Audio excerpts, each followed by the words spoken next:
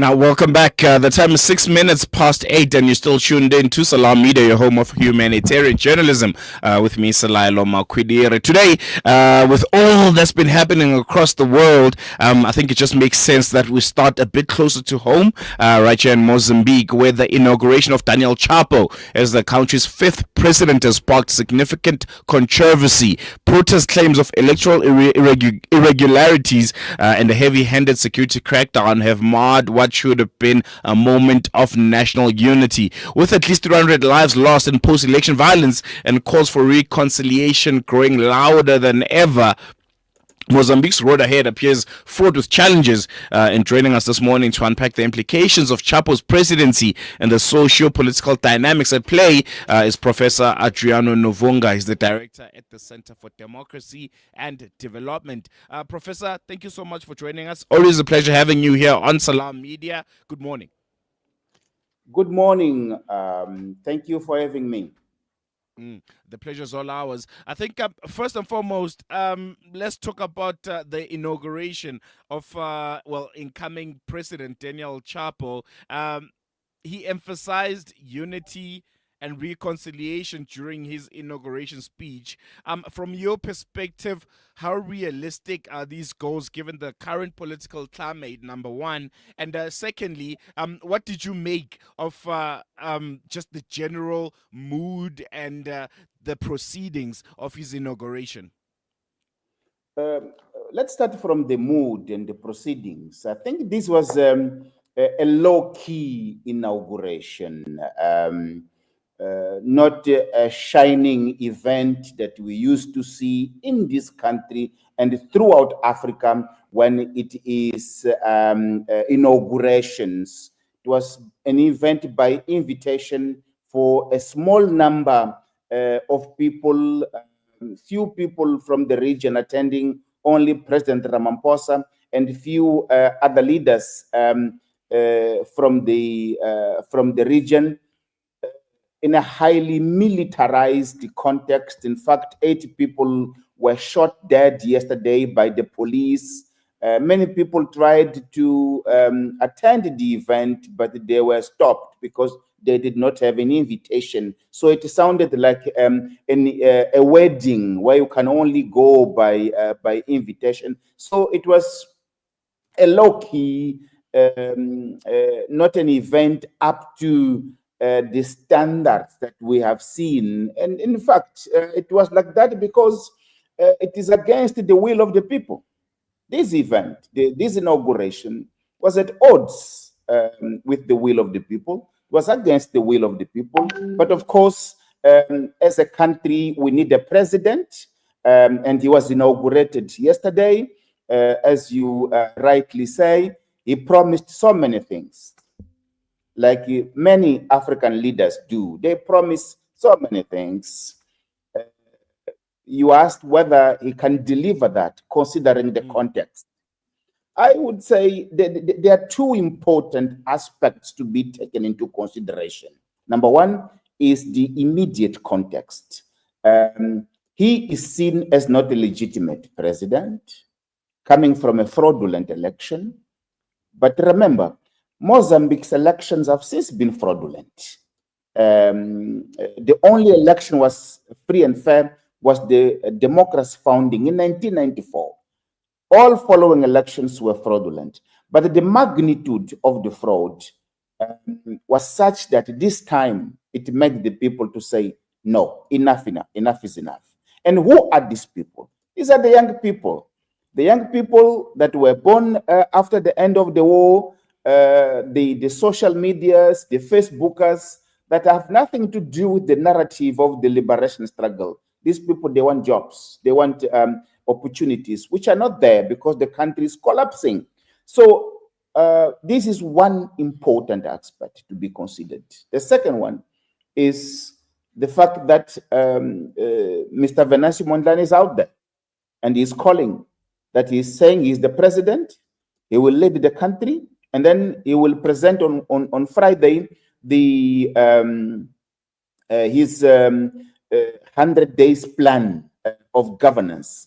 So yes, he can do that, but it is like an Herculean mission to do that, considering the fact that Frelimo, the path that Ichapo belongs, it is not a party of dialogue, of transparent, inclusive, and developmental kind of governance. It is more a party of exclusion, marginalization, resorting on the force of the police to attack people, to kill. So you don't see a Frelimo that is a promising organization to engage in a constructive manner to its opponents to find a way forward. But we have to give him a chance. You speak on Vinicio Mondlane and his 100-day plan, and how much of it is a Herculean mission, as you put it. And I can also just hear you in your tone speaking to me. We've spoken a few times, you and I, and there's always a sense of energy and vigor in your speech. Is there a sense of defeat in Mozambique from the populace, from opposition political parties after this inauguration? Is there a sense of hopelessness a bit, feeling like the institution, the man, Frelimo, has won despite days and days and days of going out to the streets, of protesting, of social media activism?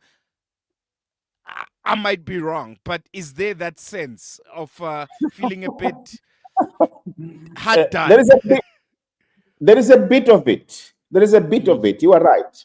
But look at yesterday's event as a wedding. Don't confuse a wedding with a marriage. So, Okay. so yeah, that was a wedding yesterday. Not a beautiful wedding, but the day one of governance, my friend. I hear that the streets are being closed in the outskirts of Maputo. So that momentum is not gone. Of course, we saw people being massacred. We saw people being targeted and killed by the police. People have to protect their lives. So there is a bit more of cautiousness now that they can be targeted and they are being targeted. But I don't see it going away. I don't see it going away also considering the fact that the state is bankrupt. It has no resources to kind of pull it towards something positive without engaging with those who are in the streets protesting. So, though there is that feeling that too much has been done, what sounded like a socially driven revolution seems to be drying up a bit, but it is still out there, and it would be a mistake to underestimate how big it is, because Mozambique would risk ungovernability and perhaps something much worse, like becoming a failed state. Mm, mm, mm. I want to touch a bit on the presidents that didn't attend this inauguration, one of which being our own president here in South Africa, Mr. Cyril Ramaphosa. How much of a message do you think that sends to the current regime in Mozambique when you don't have a very old ally of Frelimo, which is the ANC, not sending its leader, who happens to be the president of South Africa, to the inauguration of the president, essentially, of Mozambique? Do you think that sends a loud message? Do you think Chapo cares that one of the closest friends, one of the closest allies of Mozambique and of his party didn't make it to his inauguration? No, allow me to correct that. Ramaphosa attended the inauguration yesterday, Mm. and he was the only heavyweight head of state attending the event from the region and globally. I think it's important that President Ramaphosa came to save the day, so to say. He saved the day. It's important to save your neighbor's day. So let me thank him for that. But also on the substance, his coming here, it gave him, I guess, a better idea of how volatile, of how fragile, of how polarized, how dangerous the situation it is, and how militarized it is. They needed to put military in the streets so that the inauguration could happen.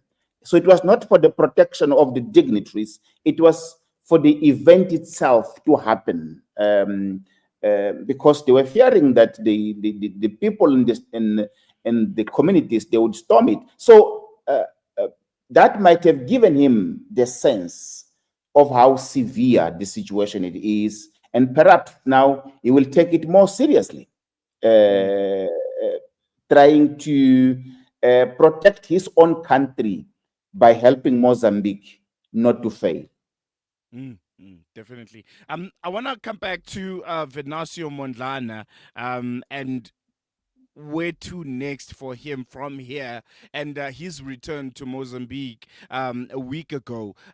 What does it signal, number one? And number two, is there danger on his name? Is there a possibility that he might be taken out or arrested because there's so many accusations thrown against him? They're saying he's responsible for what's been happening in the streets of Mozambique. Some are even say going as far as, he's planning a coup and, he needs to be, arrested for it. Do you think his future is secured and safe in Mozambique? But we'll touch on that a bit after this short break.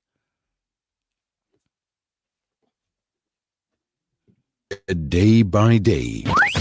This is Salam Media.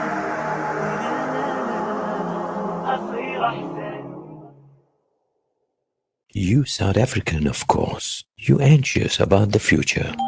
We've got you covered. Build on your wealth portfolio with Randry Jewelers Gold Coin Exchange. Visit us at 151 Stephen Dlamini Road, Musgrave, Durban, or call us on 031-202-4700 for more information. Randry Jewelers Gold Coin Exchange, your passport to gold investment. Send food and send kindness to those who have lost their homes and have been plunged into poverty. For those who are a meal away from starvation, a food parcel means an entire family can eat this Ramadan. That's the power of food. Donate now to Islamic Relief. When the perfect blend of stylish decor, exquisite halal cuisine, and warm hospitality come together, it could only mean Al Bayt Lodge, your true home away from home. Al Bayt is the ideal heaven for families, business people, and tourists with its 4-star family rooms and other luxurious facilities. Conveniently situated close to Port Elizabeth Airport, the beach, and other amenities, your stay will be truly unforgettable as you'll be taking home lasting memories of the warm hospitality, the serenity and tranquility that Al Bayt has to offer. For reservations, call 041 583 6415 or visit www.albaytlodge.co.za. Our brothers and sisters in Palestine are enduring unimaginable hardships. Ashraful Aid teams are on the ground delivering crucial aid to those in need. But we can't do it alone. Palestine is suffering and they need your help. Your support can make a world of difference. Visit www.ashrafulaid.org today and donate to bring hope, relief, and healing to those who are in need.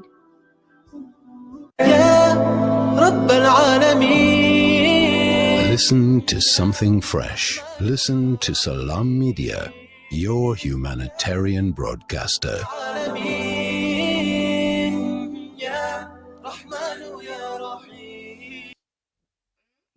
Welcome back. The time is 21 minutes past 8, and you're still tuned in to News and Views with myself, Salailo Makwidiri. We're still having a big and very, very important discussion around Mozambique. Yesterday, Mozambique's new president, Daniel Chapo, had his inauguration. This is amidst a lot of controversy. This is amidst protests and, killings of civilians because, well, people of Mozambique are saying that's not the guy. We didn't vote for him. We don't know him. We voted for Venancio Mondlane and the elections have been cooked. So, yeah, we're still talking to Professor Adriano Nuvunga. He's coming to us live from Maputo. He's a director at the Center for Democracy and Development. Prof, thank you so much for staying with us. Before we went to that short break, I wanted to touch a bit on Venancio Mondlane and his future in Mozambique. He returned to the country almost a week ago, and a lot of speculations are being thrown around. Some people are saying he might be arrested. Some people are saying he might be killed. What are your thoughts on his return? Was he correct to come back to the country, especially during this very, very volatile time where Frelimo and Chapo might want to flex their muscle to show that we are the government, we have been inaugurated, and people must toe the line? Well, I think, yes, it was the right thing to do. He's a politician, Mozambican politician. That's where he has to be. That's from where he has to operate. As a politician, of course, following the laws and respecting the laws of our country, and which I think is what he has been doing. Now, he left the country on the grounds that he was facing threats to his life. And I don't think that has disappeared. That is still there. Mozambique is a country where politicians, where civil society leaders, where human rights defenders are targeted and killed. There are death squads in Mozambique that are working for those in power. So it is still there, and you hear it. You hear it everywhere. It is in the air that it can be targeted. I don't see them doing it now because that would spark something perhaps out of proportions. I think it's only because of that they're not doing it. The legal route to arrest him, I don't see that. I don't see them wanting to make him the next Mandela. They wouldn't do that, and that is not how Frelimo operates. Since the beginning, Frelimo is a group where there are killings within them. So they kill each other, and also they target people outside. So this is where the biggest fear is. For those who say that he has to be held accountable for what has happened, yes and no. We lost 500 people. Those people were targeted by the police. They were killed by the police. They were protesting. The right to protest is enriched in our constitution, is enriched in the African Union laws. It is enriched in every corners of our country laws that people have the right to protest. And then our constitution goes that far to say that if the government is illegitimate, is using disproportional force, the people have the right to resist. That is in our constitution. So I don't see that there is crime there that you can say he is committing. Also because, I mean, there are the people who are out there. It was not Venancio physically doing it. There were the people doing it. And the people are sovereign. In each nation, the people of that nation, they are the sovereignty and not the machinery of the state. If that was the case, the apartheid would have never ended, right? Definitely. I want to come back now to Daniel Chapo. He's inheriting a country that's very, very volatile. It's not just volatile because of the current state of affairs and the issues around election rigging and everything that comes with that. But the country is also grappling with deep economic inequality, unemployment, and corruption. You are in his shoes right now. What would be your immediate priorities to address these issues? What would be the first thing that you would call your team, your ministers, your members of parliament, and all those that are around you to say, okay, this is day one. This is what we're going to do if you were in Chapo's shoes right now? Well, I will not frame it that way, but what I see uh, happening, him trying to do, he said, number one, he would stop corruption. He said, number two, he would engage for peace and reconciliation. I think peace and reconciliation through justice is the number one priority.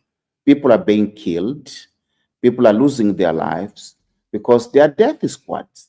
The police has become a machinery of killing, a machinery of committing crimes, a machinery of abusing, committing, violating people's rights on every day of our nation. So this is the number one priority. If he did this in his first day, second day, and people saw that after 1 week, the police is going back to the, and police and the military are going back to the barracks, and the police are not shooting the people to kill. Because the work of the police, the mandate of the police is to protect citizens and not to shoot at them, to kill them. Yesterday, we saw an event. You don't want to see that.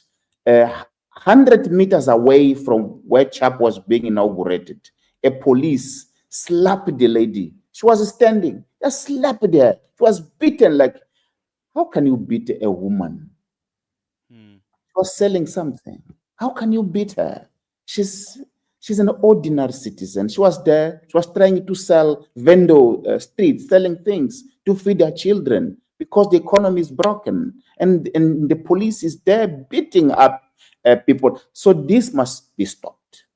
If Chapo can stop this, he can start to regain a bit of momentum in people believing in the country. Every day, business people are running away. They're taking out their investments because it is not safe for them and for their children.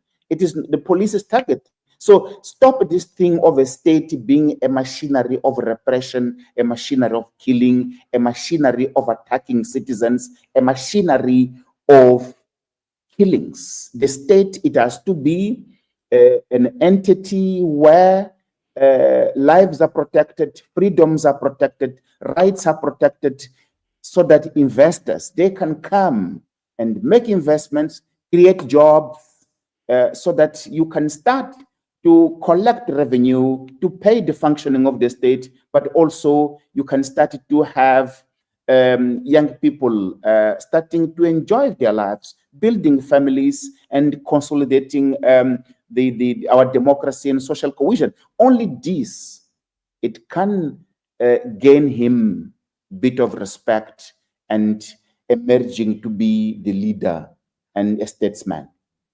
Mm, mm, mm. I think we're going to leave it on that note. Professor Adriano Nuvunga coming to us live from Maputo. Thank you so much for your insights. I know it's going to be an interesting couple of days coming for Mozambique, and we'll definitely be keeping in touch with you. But we're going to leave it here for now. Really appreciate it. Thank you. Thank you so much. Thanks so much. That was the director at the Center for Democracy and Development, Professor Adriano Nuvunga, coming to us live from Maputo. And yeah, he was just giving us insights on Mozambique's new president, Daniel Chapo, who was inaugurated yesterday. And the unfortunate news that, around 80 people were killed during this time, during this inauguration. And there were all kinds of abuses coming from the police and security personnel. And yeah, strong messages sent by a lot of heads of states who did not attend this inauguration. So it's going to be interesting how the next couple of days is going to look like for the people of Mozambique. And you can engage with us. Our studio line is 011 680 or you can send us a WhatsApp on 0617660355, and you could tell us what should be the next step for Mozambique from now onwards. The elections happened. There was heavy protests for months and weeks on end after the elections. The populists are disputing the elections, are saying, we don't want Daniel Chapo. He's not our president. We didn't vote for him and his party. They rigged the elections. You have Venancio Mondlane, who's claiming, well, he's won the elections. The people of Mozambique seem to be agreeing with him.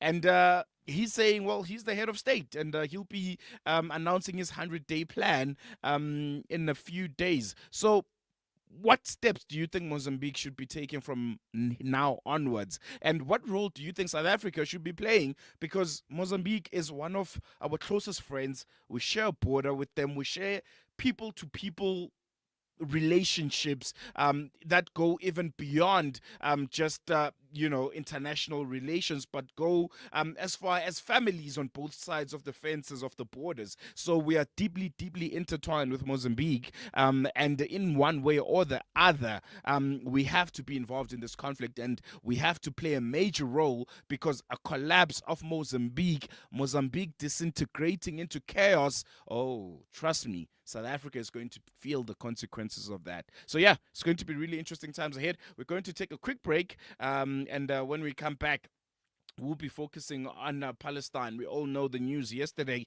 of a ceasefire, so we'll be unpacking that aspect after this short break.